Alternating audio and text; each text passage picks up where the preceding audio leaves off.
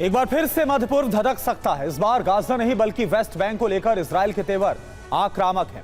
Israel को ईरानी proxy ने धमकी दी है, अगर वेस्ट बैंक में सेना घुसी तो युद्ध विराम टूट जाएगा। अगर युद्ध विराम टूटा तो ट्रंप और बेंजामिन में टकराव हो सकता है।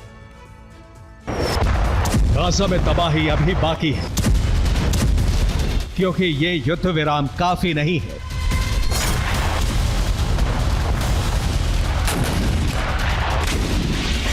बेंजामिन नेतन्याहू के इरादे कुछ और हैं।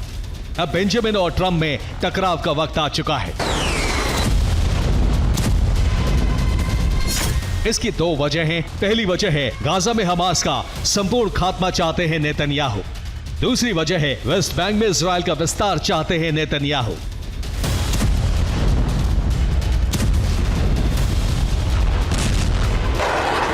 बेंजामिन ने अपने प्लान को आगे बढ़ाना शुरू कर दिया है। एक तरफ मानवीय सहायता रोक दी गई है, दूसरी तरफ बारूद की सप्लाई शुरू हो गई है।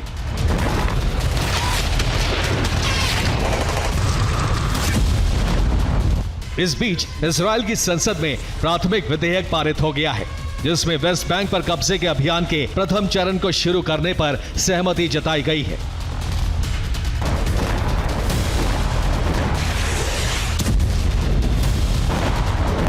अगर ऐसा हुआ तो वेस्ट बैंक में तो कोहराम मचेगा ही,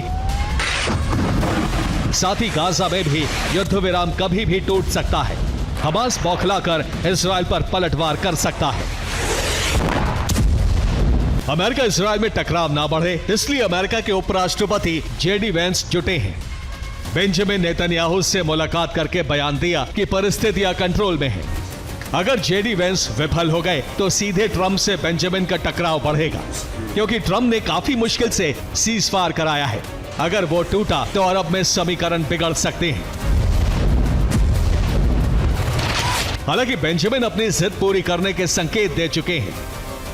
यहां तक कि यूएन के बार बार कहने पर भी गाजा में मानवीय सहायता नहीं पहुंचाई गई है। जैसे हालात मध्य पूर्व में बन रहे हैं, उससे लग रहा है कि वेस्ट बैंक को लेकर इजराइल और ईरानी प्रॉक्सी में बड़ा युद्ध शुरू हो सकता है, जिसमें हमास भी शामिल होगा। हमास के शामिल होने का अर्थ है गाजा में युद्ध विराम का टूटना। अगर युद्ध विराम टूटा तो ट्रंप और बेंजामिन के रिश्तों में दरार पड़नी तय है।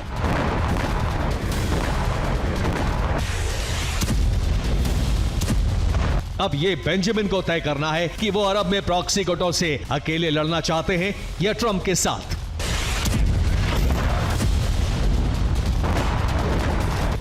Bureau report, TV9 Bharatvarsh.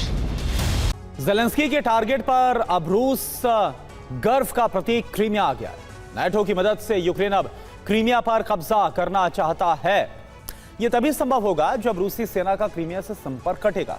यही वजह है कि अब यूक्रेन और नाटो ने क्रीमिया ब्रिज को तबाह करने के लिए घातक हथियार बना लिए। क्रीमिया ब्रिज को 1500 किलो के बारूद से एक ही धमाके में ध्वस्त करने का प्लान तैयार किया गया है। रूस के गर्व क्रीमिया को लेकर बहुत ही खतरनाक युद्ध शुरू हो सकता है।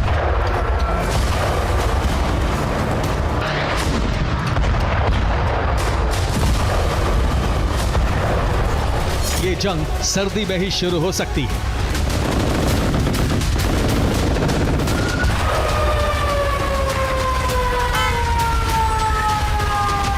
क्रीमिया पर अब तक का सबसे बड़ा खतरा मंडरा रहा है।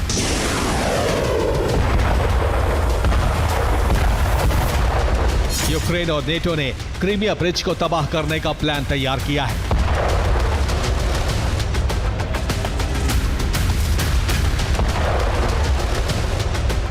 अगर क्रीमिया पर हमला हुआ, अगर क्रीमिया ब्रिज तबाह हुआ, तो इसका परिणाम बहुत ही भयावह हो सकता है। यूक्रेनी खुफिया एजेंसी के लीक प्लान से पता चला है कि उसने कर्च ब्रिज को ध्वस्त करने की रणनीति बनाई है। अगर ज़ेलेंस्की का यह षड्यंत्र सफल हुआ, अगर क्रीमिया ब्रिज ध्वस्त हुआ, तो रूस का क्रीमिया से कनेक्शन कट जाएगा।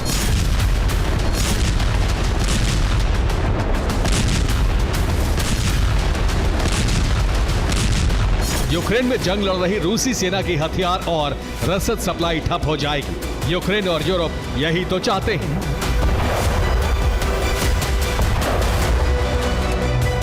इसीलिए क्रीमिया ब्रिज पर ऐसा धमाका करना चाहते हैं ताकि एक ही विस्फोट में इसका बड़ा हिस्सा धराशायी हो जाए।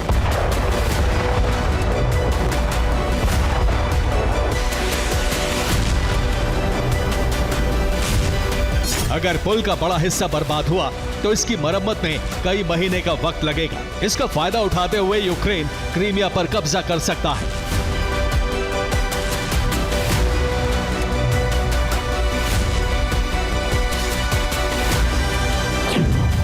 क्रीमिया ब्रिज को 1500 किलो के बारूद से तबाह करने का प्लान है।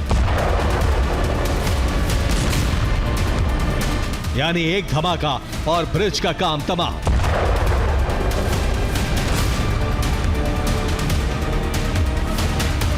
हमले के लिए यूक्रेन ने न सिर्फ सी बेबी ड्रोन तैयार कर लिया है बल्कि इसका परीक्षण भी कर लिया है।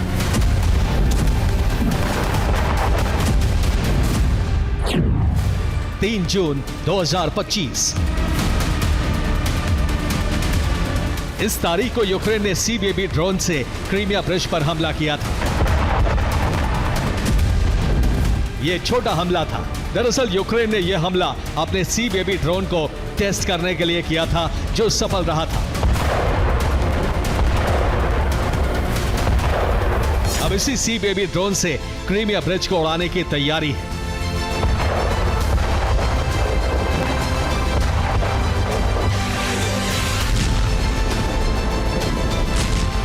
ऑपरेशन क्रीमिया को अंजाम देने के लिए यूक्रेन ने अपनी फ्लैमिंगो मिसाइल को भी अपग्रेड कर दिया है। अपग्रेडेड फ्लैमिंगो की रेंज अब बढ़कर 3000 किलोमीटर हो गई है। यह अपने साथ 1200 किलो बारूद ले जाकर विस्फोट कर सकती है। यानी यूक्रेन की यह मिसाइल अब और भी घातक हो गई है।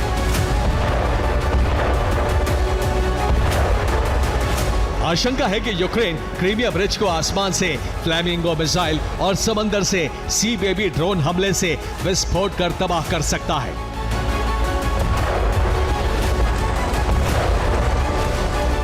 यूक्रेन का षड्यंत्र सफल होता है या विफल, इसका फैसला जल्द ही होने वाला है। Bureau report, TV9 Bharatvarsh.